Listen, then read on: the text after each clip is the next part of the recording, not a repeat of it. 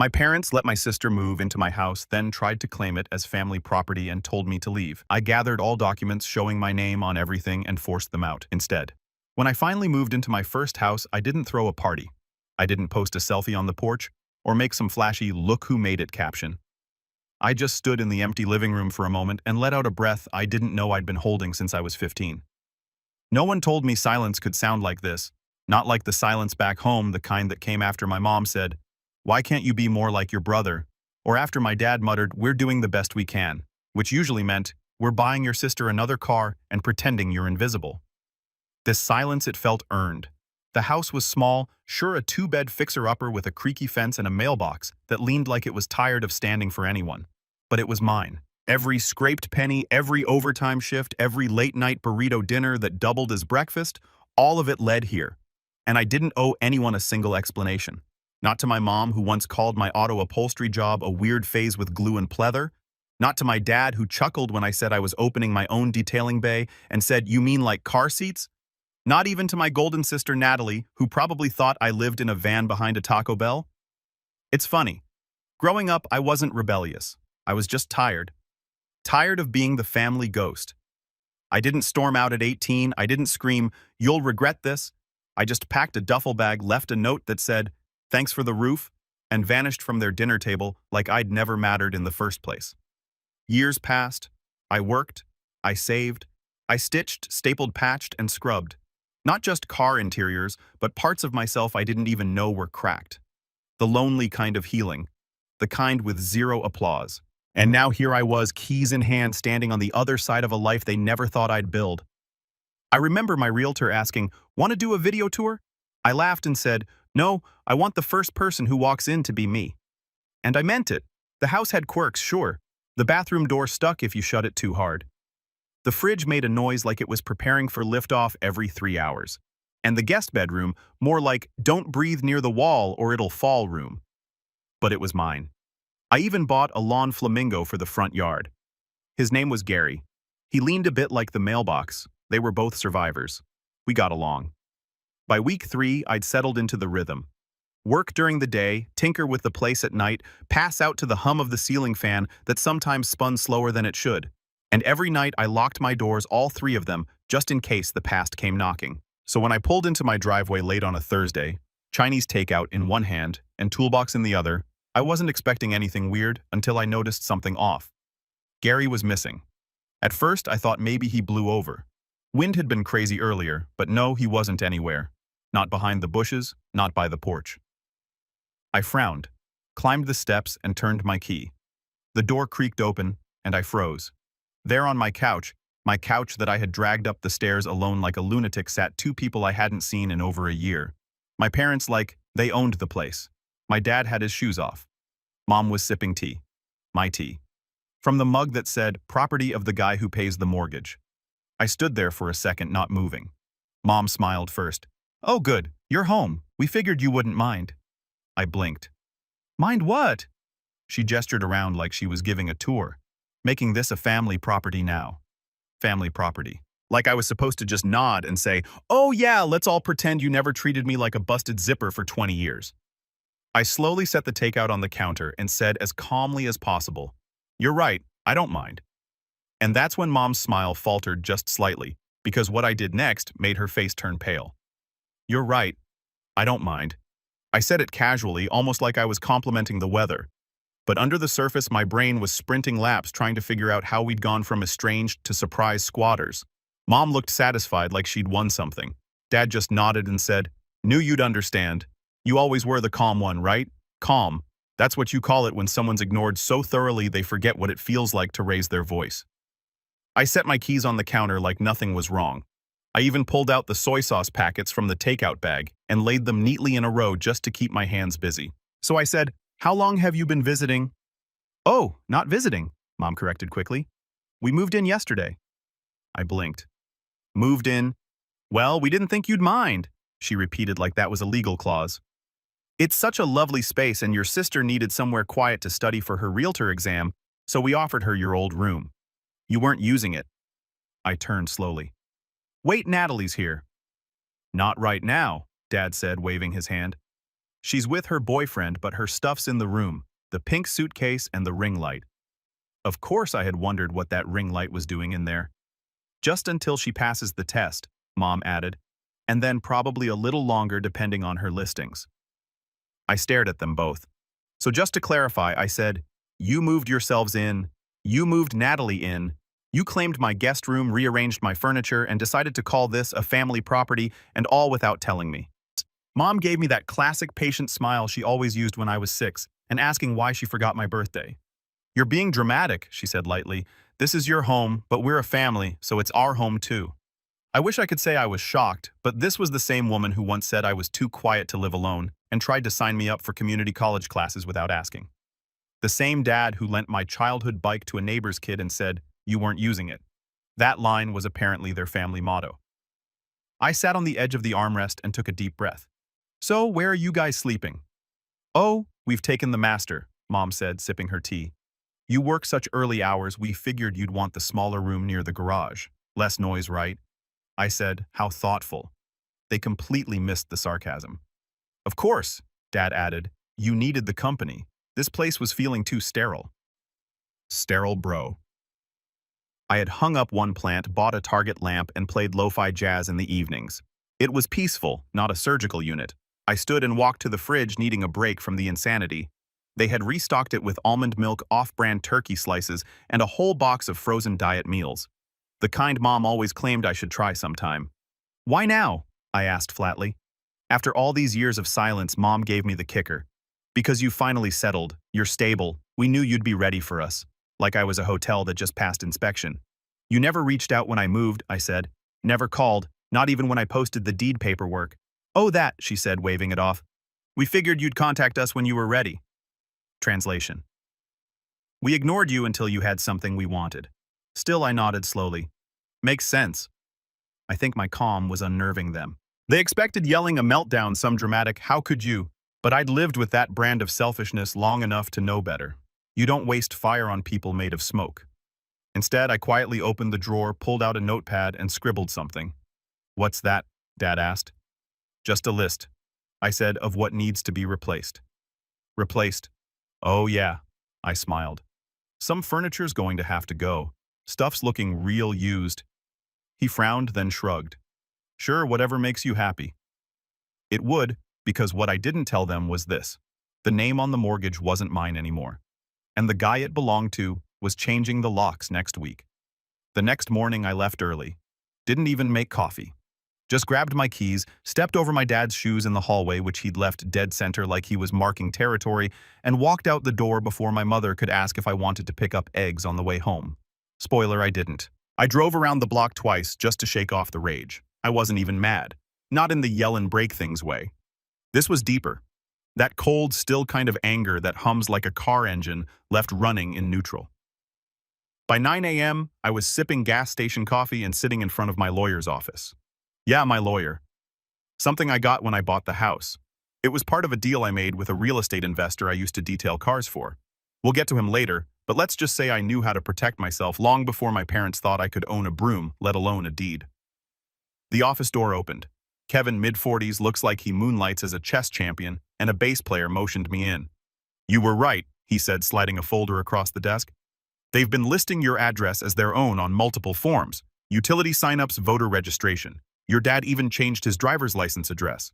Wait, what? I blinked. Kevin tapped the copy. Got a DMV change from 2 weeks ago. He used your house as proof of residence. I stared at the paperwork.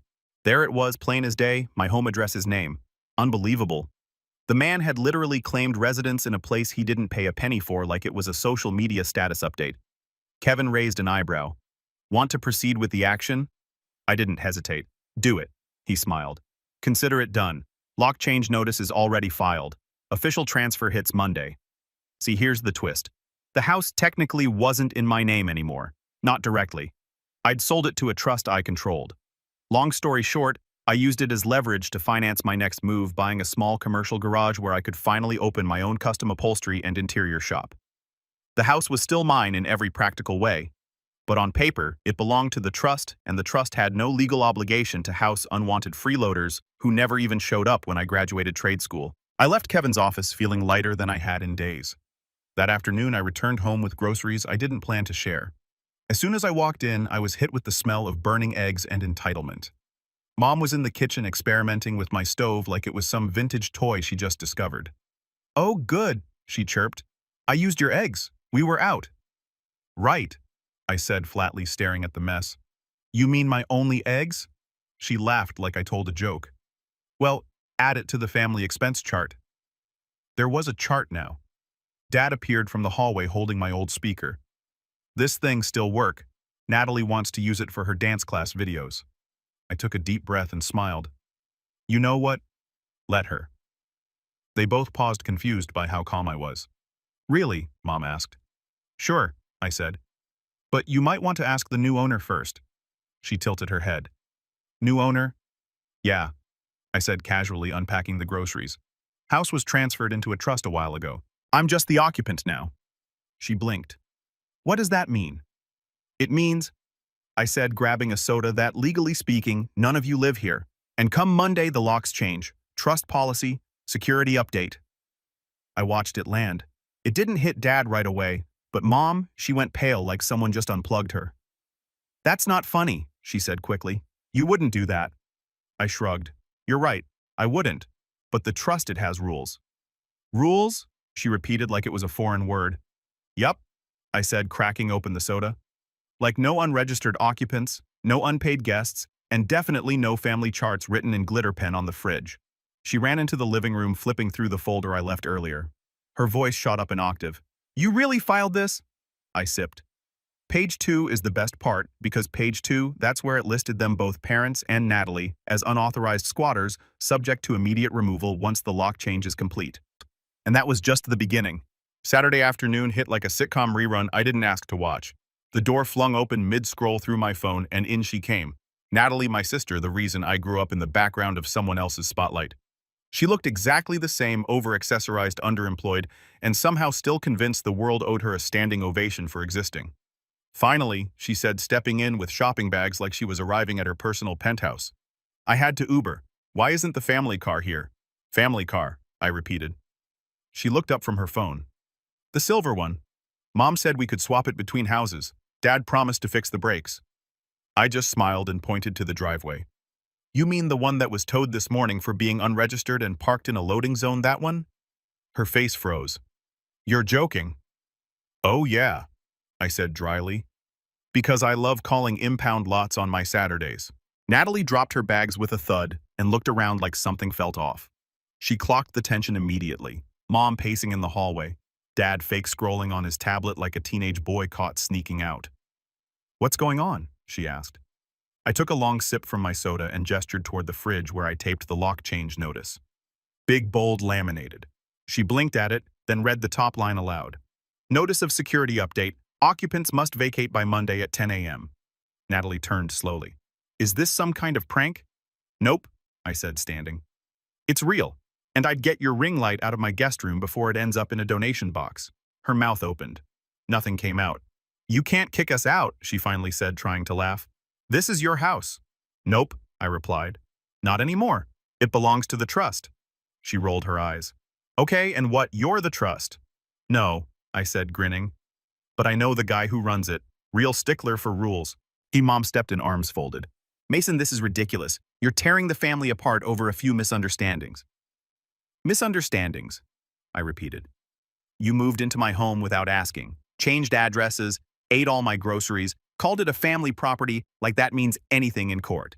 Natalie literally unpacked her fake diploma on my nightstand. Natalie gasped. "It's not fake." I raised an eyebrow. "It's printed in Comic Sans." She went quiet. Dad finally spoke up. "Look, maybe things got a little messy, but we can talk it through. We're family." "Yeah," I said, nodding. "That's exactly why you're getting 2 extra days." Natalie scoffed. "You're serious? You'd really kick out your own parents, your sister?" I walked over to the dining table and flipped open the binder. "Want to see the clause where you all signed away that possibility? Here, page 3, subsection D. You initial it, Natalie, when you used my Wi-Fi last month and accepted the terms." She frowned. "Wait, what? Oh, I forgot to mention I added the guest Wi-Fi. That wasn't just internet, it was a digital acknowledgement form." Her eyes widened. You tricked me into agreeing to terms and conditions. I nodded. Welcome to adulthood. Mom looked like she might actually faint. Natalie, finally realizing I wasn't bluffing, started grabbing her things in a huff. This is petty, she muttered. You've always been bitter. Nope, I said. Just quiet. There's a difference. She stormed down the hallway. Mom followed, shooting me a death glare over her shoulder. You're going to regret this, Mason. I gave her the same polite smile she used on me every Christmas when she handed me a $5 Starbucks card and gave Natalie a weekend spa voucher. Maybe, I said, but at least I'll regret it in peace, in a house that's actually mine. She opened her mouth to argue, and that's when the doorbell rang. Dad looked confused. You expecting someone? Nope, I said. I already knew who it was. And so did Kevin, the lawyer, who stepped into the doorway holding a briefcase and a folder labeled Eviction Enforcement Private Property. Kevin stepped inside like a man who didn't believe in small talk. He was dressed sharper than usual, navy blazer polished boots folder tucked under one arm like a loaded weapon. The minute he stepped onto the rug, Natalie squawked. Who is this? Relax, I said. He's not a hitman. Kevin gave her a tight smile. But I do enforce legal property claims. Afternoon, Miss Natalie. She blinked. How do you know my name? You accepted the terms and conditions on the guest Wi-Fi, he said without missing a beat. I read fast. Dad narrowed his eyes. What's this about? You already made your little point, Mason. You don't need to drag outsiders in. Outsiders? Kevin said calmly, setting his briefcase on the table. Sir, I represent the legal entity that owns this home. Your son no longer holds the deed. He is for all legal purposes a tenant with authority to manage occupancy. Dad looked stunned, but he bought this house. Kevin nodded. He did, then sold it to a trust and retained management rights. That trust has rules, one of which is no unauthorized occupants. Mom's voice cracked. We're his parents. Kevin flipped a page. Not listed, not registered. And last I checked, this is an 1832. Family blood doesn't override a notarized contract. Natalie's jaw dropped. You can't be serious. Kevin turned to her, calm as ever. You especially, Miss Natalie, violated Section 5, entering the property without express written consent, and Section 9, attempting to reassign private property for personal gain. I was studying, she snapped. You turned the guest room into a selfie studio. Dad threw up his hands. Okay. Maybe we overstepped, but can't we work something out? Already have, I said. You've got until Monday. Kevin slid a folder across the table toward my dad. This outlines the timeline, your rights and instructions for peacefully vacating the premises. Mom picked it up, flipping through frantically. There has to be a loophole. He's our son. Kevin raised a brow. And he's exercising his right to boundary enforcement. Natalie leaned against the doorframe like a movie villain. This is just because you were jealous. All those years you were quiet, bitter, hiding in the garage. Now you're pulling strings like you're some kind of mastermind. I shrugged. You're not wrong. That made her pause. Kevin packed his papers, then looked around the room like a school principal surveying a detention hall. I suggest you all start packing now. And don't forget your charger, Miss Natalie. The trust repossesses any left-behind electronics. She hissed. This is insane. Mom turned to me, teary-eyed now. Mason, please be reasonable. Reasonable, I repeated. Where was that when you handed my childhood room to your daughter's boyfriend because he was staying over a lot anyway? Where was it? I continued. When I was 16 and got left behind on a family trip because I took too long to pack. Dad looked down at the floor. Funny how I was never part of the family until I had something you wanted. Kevin stood up. We're done here. Enjoy the weekend. I'll be back Monday with the locksmith. Natalie muttered. We should have just taken his car like last time. Everyone froze. Kevin slowly turned. What did you say? I blinked.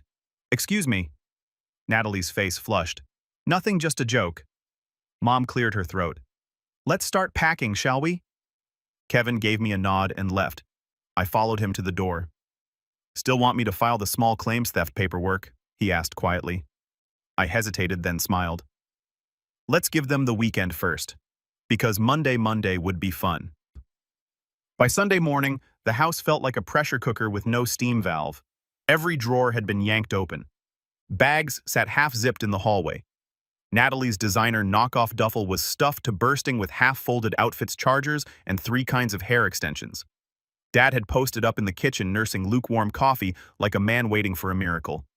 Mom paced from room to room, muttering to herself, occasionally stopping to sigh dramatically, as if volume could reverse legal ownership. And me, I sat outside on the porch in a camp chair with a book I wasn't reading and noise-canceling headphones I wasn't using, just watching. The flamingo lawn ornament Gary 2 stood beside me proudly. Unlike the last one, this version was zip-tied to the porch rail. Lesson learned. Inside, it was chaos. Natalie tried calling every relative we had. I know because I heard her shouting things like, "Mason's gone rogue. He's evicting us like we're strangers. Yes, he's serious. No, it's not drugs. It's worse. He's organized." She even called Aunt Dana, who replied loud enough for me to hear through the wall. "Didn't y'all leave him at the bus station that one Christmas? Maybe zip it and start packing? God bless." And Dana. Mom eventually cornered me by the porch door with a guilt trip straight from the archives.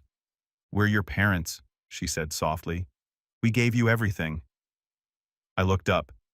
"You gave me a trash bag full of clothes and a bill for the broken washing machine. That was your contribution." She snapped. "You lived here rent-free for years." I raised an eyebrow. "I was 14 and I fixed the fence twice." "We were trying our best," she said. "No," I replied. "You were trying your best with Natalie. The rest of us were just in the background." She blinked. "You want the truth?" I asked, standing up. "You didn't raise a family. You raised a golden child and 2 emotional support NPCs. I just happened to uninstall myself." She opened her mouth, but nothing came out. Dad peeked out the window. "What's the point of all this Mason revenge? You think kicking us out will fix anything?" I shrugged. "Nope. It won't fix the past, but it'll fix the locks." Natalie tried a new tactic after lunch. Weaponized pity. She plopped down across from me on the porch, fake crying into a tissue that still had a Walgreens sticker on it. "You really think this is what success looks like, a lone bidder ruining your family?" "Success," I said, "is having options. And I finally have them." She sniffed. "You've always been like this. Cold, distant." "Funny," I replied. "That's what being ignored for 20 years will do to you." She tried one last Hail Mary. "Dad's blood pressure is up. Mom's been crying for hours. You really want to send them packing in that state?" I leaned forward. "You think this is sudden?" I asked. "You just moved in. I've been packing my feelings since I was a kid. I was ready for this 10 years ago." Her jaw tightened. "Besides," I added, "you've all got places to go." "Like where?" she snapped. "Dad changed his license to this address. Remember, DMV is going to love that little mistake." She paled. "And your boyfriend," I continued. "Didn't he just move into that shiny new rental with 2 bedrooms and a Peloton?" She stood. "You've always hated me." "No," I said quietly. "I just finally stopped pretending I didn't." That night, Mom made one last plea. She knocked gently on my door. Yes, my door. Because I'd reclaimed the master bedroom like a civilized tyrant. "Just sleep on it," she whispered. "I plan to," I said with both eyes closed for once, and I did. While they packed like fugitives from common sense, I slept like a man who finally stopped carrying the weight of a family that never cared if he collapsed. Monday morning arrived like a court summons with espresso. I was already up when Kevin's car pulled into the driveway. He stepped out holding the same gray folder, but this time accompanied by a short guy in work boots and a belt full of tools. "Morning," Kevin said. "This is Luis. He's here for the locks." Luis gave a polite nod. "Shouldn't take more than 45 minutes. You got different keys?" I held up a new ring. "Fresh cut yesterday." He smiled. "Nice. Let's get started." The sound of tools scraping against the front door deadbolt was apparently louder than expected because Dad came barreling out of the hallway in his robe. "What the hell is going on?" Luis kept working completely unfazed. Kevin didn't even flinch. "Lock change," I said, sipping my coffee. "Trust protocol. You've had 72 hours. Mom appeared next, looking like she hadn't slept. Her hair was a mess and her voice cracked from shouting I hadn't heard. "You can't just change the locks with us still here." Kevin calmly pulled a paper from his folder. "Legally we can, but we're giving you until the locksmith finishes. As a courtesy." Dad turned to me. "You're seriously doing this after everything we've done? After everything you've taken?" I corrected. Natalie stormed out next, dragging a suitcase that looked heavier than her life choices. "This is abuse," she hissed. "You're throwing your family into the street." Kevin handed her a second envelope. Actually, this includes referrals to short-term rentals, moving assistance, and generously a small relocation voucher funded by the trust. She ripped it in half and let the pieces flutter to the floor. I don't want your fake charity. Good, I said. Because it wasn't for you. It was for Mom and Dad. Natalie froze. Mom clutched her chest like I'd physically struck her. You're turning us against each other now. I gave her a long, tired look. No, you did that when you decided I was disposable until I owned real estate. Dad stepped forward. We were going to include you eventually. Sure, I said right after Natalie became a licensed realtor and started selling my guest room. That shut him up. Luis called out. Deadbolts changed. Kevin nodded. That means legally we can begin reclaiming the space. Natalie looked at me like she was seeing me for the first time. What happened to you? You did, I said over and over. And I let you until now. She grabbed her bags and stomped out, slamming the door behind her. Mom turned to me. We raised you better than this. No, I said. You raised me to never ask questions, to stay out of the way, to be grateful for scraps. Luis moved to the back door. Dad tried one last desperate move. This isn't how family works. I tilted my head. Then maybe you should have tried acting like one. Kevin handed me the final copy of the notice. It's official. You're clear. Then he paused. There's one more thing, he said, pulling out a small envelope. Certified mail arrived for you Saturday, addressed to the trust. I opened it and instantly recognized the handwriting. It was from Grandpa. A handwritten letter postmarked a month before he passed. Inside was a short note. Mason, if they ever tried to take what you've earned, remember you never needed their permission. You just needed the deed and your name on it. I folded the letter slowly. Mom saw it. Is that from him? I nodded. She stepped closer. What does it say? I looked at her, really looked, then handed it to Kevin instead. He read it, tucked it away, and said simply, Final occupancy revoked. You're no longer welcome here. And with that, the locksmith finished the last door. The house was quiet again. Not the stiff, empty kind of quiet. The good kind. The kind that sits in the corners like an old friend. The kind you earn.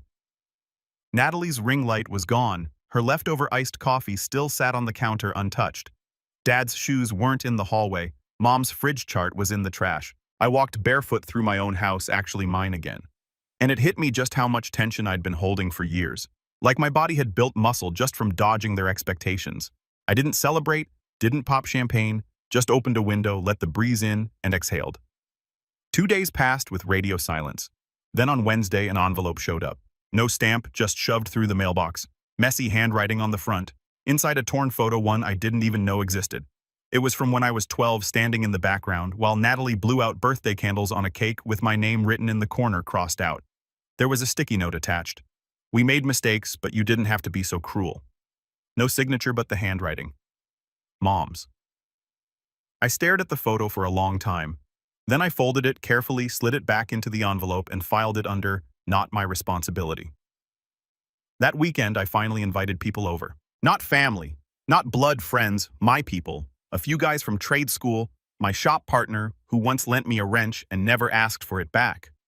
Kevin showed up late with ribs and a Bluetooth speaker, then passed out in a patio chair after 2 beers. We grilled, played music, laughed too loud, and at one point someone asked, "So how's the family?" I paused, thought about all the years of silence, disappointment, guilt-tripping, and golden child favoritism. Then smiled and said, "Quiet." That was it. Because I didn't need to burn bridges. I just stopped crossing them. The next week, I signed the final paperwork on my new commercial space. A 2-bay garage with an office upstairs loft and enough room to finally take on full upholstery jobs. I named it Torque and Thread. Guess what? Same trust owns the land. Same new locks. Same rules. No Natalie, no parental drama, just piece fabric and tools that actually listened when I used them. Weeks later, I saw Mom posted something on Facebook. Some people forget who raised them, so I posted a photo of my shop opening. Caption, some people didn't. No tags, no names, but the comment section blew up. And Dana sent 3 flame emojis. My old classmate wrote, "Let me know if y'all do car seats." And one message popped up from a guy I hadn't seen in years. "Is that the same house your parents tried to take over?" I didn't respond, just reacted with a key emoji. Because some stories don't need retelling, just good locks and better boundaries.